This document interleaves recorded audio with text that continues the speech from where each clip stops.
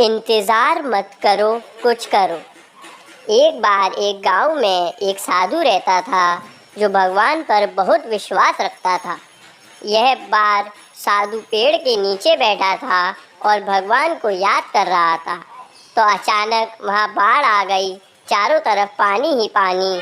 सब लोग अपने आप को बचाने के लिए ऊपर पहाड़ की तरफ भागने लगे। उनमें से एक आदमी ने देखा कि इस हालत में भी साधु जी भगवान की तपस्या कर रहे हैं। उसने सोचा कि ये अपने आप को बचाने के लिए कहीं जा क्यों नहीं रहे। तो उसे साधु से बोला, अरे आप कहीं जा क्यों नहीं रहे हो?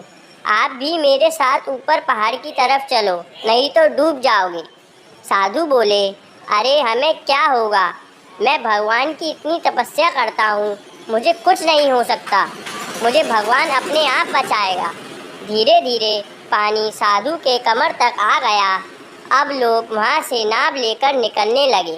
तो उनमें से एक ने साधु से कहा, अरे पानी आपके कमर तक आ गया है, आप हमारे साथ चलो। तो साधु ने कहा, नहीं नहीं, भगवान मुझे अपने आप बचाएगा। और वह नाव वाला भी वहाँ से निकल गया। कुछ देर बाद पानी इतना बढ़ गया कि साधु के सर तक पहुँच गया और अब लोगों को बचने के लिए हेलीकॉप्टर निकलने लगे। एक हेलीकॉप्टर साधु के पास आया, जो कि आखिरी हेलीकॉप्टर था। साधु के पास नीचे रस्सी फेंकी और बोला, इसे पकड़ो और ऊपर आ जाओ, नहीं आप डूब जाओगे। यह आखिरी हेलीकॉप्टर है और आपके पास कोई दूसरा रास्ता नहीं है बचने के लिए।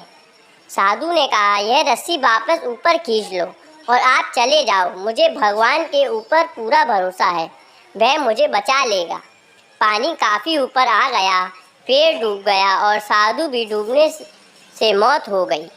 मरने के बाद साधु भगवान के पास गया और बोला, हे भगवान, मैंने पूरी ज़िंदगी आपकी तपस्या की, मेरा सारा जीवन आपकी आराधना करने में लगा दिया, फिर भी इतने भरोसे के साथ इंतज़ार किया कि तुम मुझे बचाने आओगे, लेकिन वहाँ मेरी डूबकर मौत हो गई और तुम नहीं आए, ऐसा क्यों? भगवान बोले, मूर्ख इंसान, एक नहीं 3 बार आया था, वो तीनों बार मैं ही तो था। पहला पैदल, दूसरा नाव के द्वारा और तीसरा हेलीकॉप्टर के द्वारा, लेकिन तुमने मेरा एक भी अवसर पहचान नहीं पाया। पता नहीं किसका इंतज़ार कर रहा था। इस तरह से ज़िंदगी में हमें ऊपर वाला बहुत से मौके देता रहता है, लेकिन हम सब उस मौके को ठुकराकर पता नहीं किस चीज़ का इंतज़ार कर रहे होते हैं कि वो होगा तभी मैं करूँगा, और इस बात पर अड़े रहने से एक वक्त के बाद वो मौका हाथ से निकल जाता है और हम कुछ नहीं कर पाते हैं।